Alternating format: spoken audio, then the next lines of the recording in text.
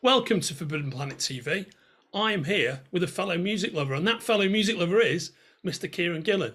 Now, Lovely to be here, Andrew. it's great to see you, mate, and thank you for joining me because we're talking about a subject that's related to a book that's related to a subject close to both of our hearts, as you know. I used to be a music magazine publisher. We both used to write about music, and we're talking today about your wonderful book, Phonogram, and specifically the coloured version of Rue Britannia, which is coming out this month, February, by yourself and the brilliantly talented Jamie McKelvie.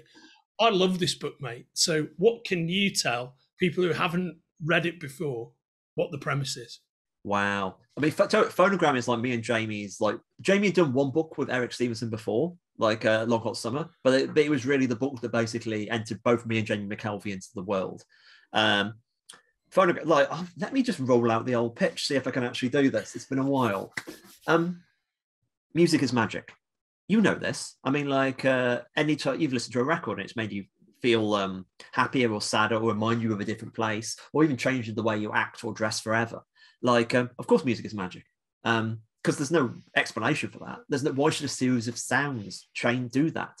Phonogram is about a universe where, oh no, that's literally true. So the metaphor, so all the metaphorical things that music, all the things that music does is which are metaphorically magic, are actually magic. Our characters are characters called Phonomancers. Phonomancers are people who know this specifically and manipulate their own very personal chaotic magic and have adventures. I mean, the thing about Phonogram is this: you can do that, and it's not like Harry Potter, like no one's throwing fireballs. This is very much about, each story is about something that music does for people, and it's often and that was one of the real hard rules me and Jamie had, as in, if it's not a metaphor, we ain't doing it. And this, of course, have led it to quite unusual timber in this kind of music journalism. Like each of the stories is kind of an essay. Oh, that's a wrong way of putting it. It's an adventure. It's like a Vertigo style adventure story, but the real theme is about a question about what music is. And you can also tell, like, we're always using real bands. You know, we're not talking general. We're talking specific and often autobiographical. In the case of Rue Britannia, this is, as I said, me and Jamie's first book. This is our kind of I wouldn't say it's like our garage tapes, but it's like it's getting there. It's like it's very much our raw first album, and it's like, I think we're slicker Circa Singles Club, which is really worth getting as well. And this is like us right at the start, really going for it. And you can, if you it's about Britpop. Britpop is its subject matter. What it's really about is seeing a music scene you are part of turn into nostalgia. And basically it's about nostalgia, personal history, culture, and how those things intersect. And of course, it's one of those things, like me and Jamie joked quite regularly, like, if anyone made Phonogram into a movie, they would move it to America and make it about grunge. And the second levels of that joke would be, that's fine, because this kind of process of seeing something you were really part of being reprocessed in a slightly simplified, altered form for mass reconsumption is something that happens to anybody who's like really into a scene. And it's worth knowing, not just music. So that's what Rue Britannia, and we did it. It was a black and white book because we kind of why did we do it in black and white originally? Well, it's probably for money, I imagine, but like, because this is way back in 2006. But it was also, we wanted to feel like an old school music press, like the fanzine, like, you know, the black and white music papers. Most of the pages weren't color. Also fanzines. There's a whole sections in Phonogram which feel like, you know, real like fanzine process. There's a whole middle sequence where they kind of go into what we call a memory kingdom.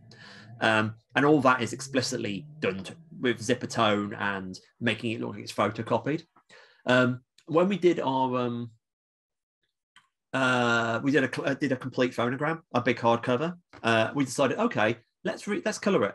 So we got Matt Wilson, who joined us on Singles Club. I think Singles Club was Matt's first solo work. I might be wrong there. Right, so like, okay. And obviously Matt Wilson is Matt Wilson now. Eisner, he must have got the Eisners by now, surely. I forget, it's a running joke, Eisner for Matt Wilson, and I think he's got one. But we recolored it for the hardcover edition, and it's recolored in an additive way, because like we leave some sections. I mentioned the Memory Kingdom section. We leave that black and white. It's kind of like an inverted Wizard of Oz. So like when you go from the real world to the fantasy world, it's all kind of in the black and white with like spot colors and stuff. And it's especially Rue Britannia, all had a real 90s Vertigo vibe, because it was kind of I said it's about Britpop as its subject matter, but it's also about the specifically the Vertigo comics me and Jamie loved. Like Jamie going to comics because of Sandman. Like there's and there's lots of, as well as the homages to music, there's also homages to comics and all that wiped in together. So it's got that kind of a Matt Wilson kind of take on that colouring. And I just like you say, because that colouring is there was a lot of browns, and that's not what Matt does. But like there's a kind of like it's restrained and it's very beautiful. And so we did it for the hardcover. And now the hardcover is well out of print. We're not replanning and reprinting it. And we just we're gonna have to we've sold all the Rue Britannias. And it's like, oh well, we might as well make it the colour one now. So we put that out there. It's a lovely edition. And it's sort of things like, it's such early work. It's really difficult for me and Jamie to talk about. Because we're really proud of it, but it also feels like so young, so naive, so sweet. And it's like I think you kind of see a Rosetta Stone of everything me and Jamie have done since then.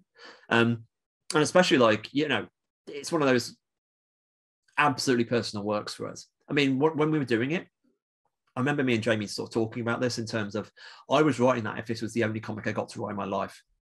And that was the assumption. And if this is the only book I get to do, I'm fine with it.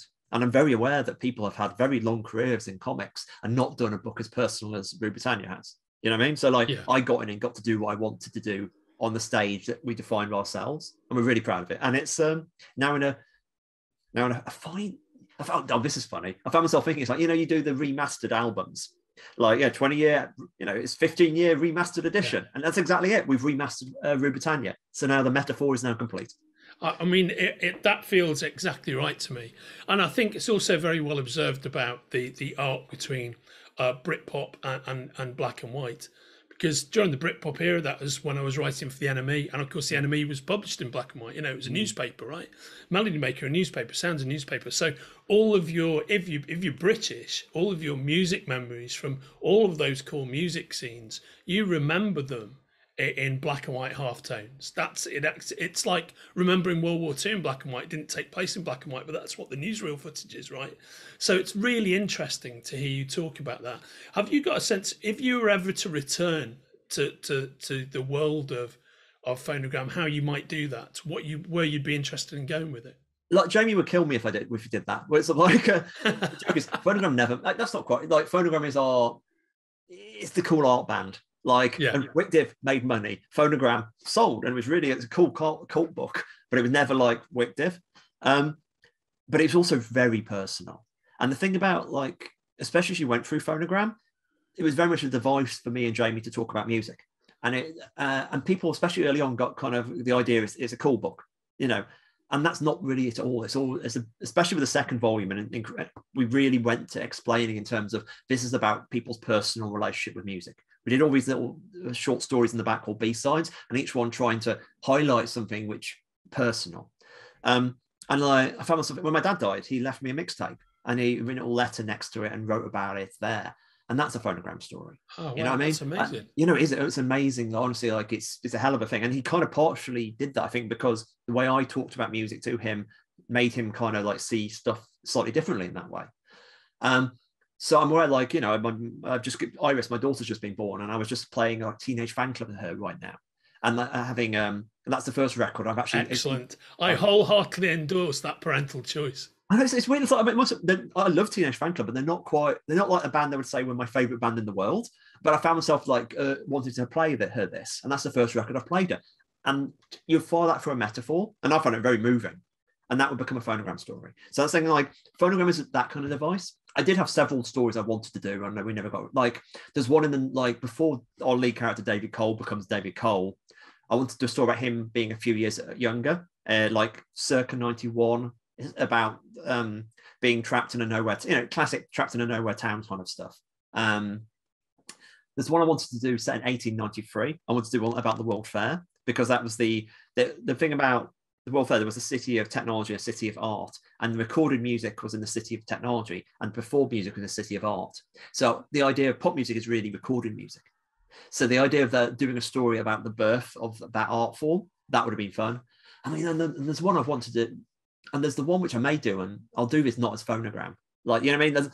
Those two of those ideas don't have to be Phonogram, but like the kind of Singles Club, which is the second volume, is set in a single night in a single nightclub with 7 stories interlinking, and it's about the idea that of multiple perspectives of a shared cultural event. And that's one of the things you see in Rue Britannia, the idea that crowds are only crowds from looking at them, because crowds are made of individual people having their own experience.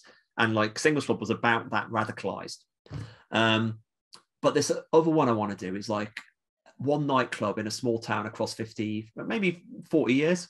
So you have like one story every 5 or 6 years, and you see generations come in and out, because it's all like, you know, I went to the same clubs my mum and dad did, but like, you know, and the music had changed, and use it as a kind of like social history of the UK, but also about like a working class relationship to like nightclubs and all that kind of stuff. And that's something I would really love to do. And that's very much a Phonogram story too. It could not be. I mean, like, I'm sure I will return to doing music stuff at some point, but what it looks like, who knows? I think that your last story that you lit on there, it's like these nightclubs, like say the Grafton in Liverpool, which is pretty much the same now as it was when I was a kid, as it was in my mum and dad's era. But those places, those temples of music that tell a story of the working class populace around it, I think is fascinating. I think you've got to do that at some point, mate. I really want to see it. There's a lot of, I mean, like, I should probably start doing, it's something I should do, because I need to, it's one of these research, and it was, I need to interview a bunch of people. Like, you know, and like, I'm from Stafford, and like, it was top of the world, I think, when my mum and dad were there, and it was the Colosseum. And what's it called now? It's got I forgot its name now, but it's the same building, it's the same weird bunker, but it's like, you know, there's like, my uncle was very Northern Soul, so like Northern Soul is in the mix there. There's a lot of really cool stuff you can sort of dig out. And of course it's, anyway, yeah, I would love to do that, because it feels like a real like human story, because it's and it's so weird just think that, you know, you're on the dance floor where your mum and dad probably first flirted or whatever, and if you're living in a small town, you can't escape that. It's not like London. No, I think that's very well said. And as a kind of closing note, what I think is fascinating about your career is that it just covers these different worlds. You've got your thoughts about music and the way we interact with music, and at the same time, you know, you've created Phonogram, but at the same time, you created Once and Future. You're writing Eternals. You're writing X-Men. I think you've got such an unusual and interesting breadth to your career, mate. It must be fascinating just to jump in and out of each of those silos of thought. It's honestly, it's like, thank you. First, yeah, number one, thank you.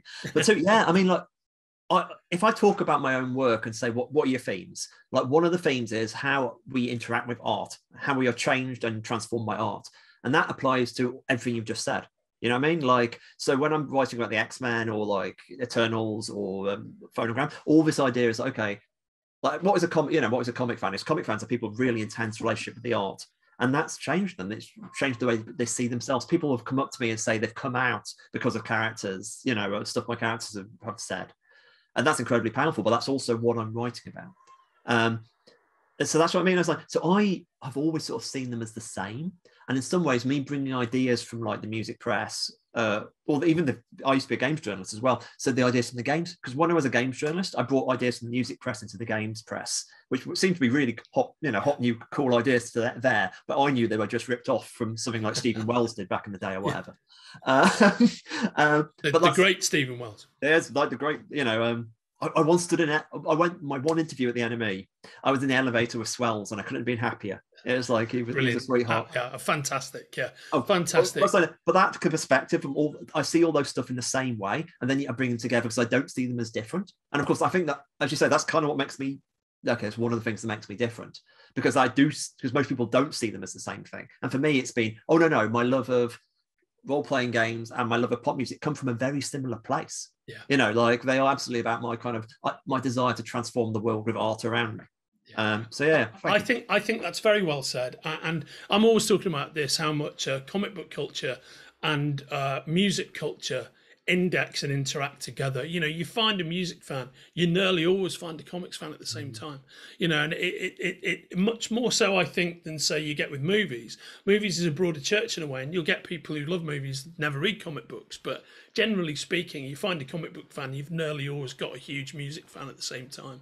And I think this particular book jumps on that very well. Sorry, mate, carry on. No, I was agreeing with you. Like, like one of the things me and Jamie did when we did Phonogram, it's like we just missed deadline. We're just slightly too young, and it's like us doing Phonogram was us doing our deadline script. It's a story, you know, like, and even the issues of Phonogram were designed to feel a bit deadliney, as you know, it's this music, comics, fanzine. This is all together, and it's nice, you know. I mean, as you say, it's like there's always been that strain through comics of people who like this too. I mean, number of bands and who have, you know, put comic stuff in, whether you listen to, like, you know, all manner of from the Wu-Tang, Love and Rockets as a band, you know, all these kind of stuff just pops up there because they've read that stuff. You know, it's good. Yeah.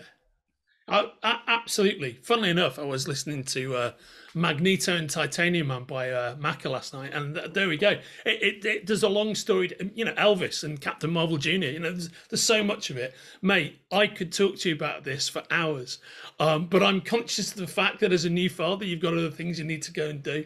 So we have been talking about the wonderful Phonogram, now coming in a beautifully recolored edition, which you can order from the links attached to this conversation. And Kieron, it is always a massive pleasure to chat to you, mate. It's been a delight, Andrew. Thanks for having me.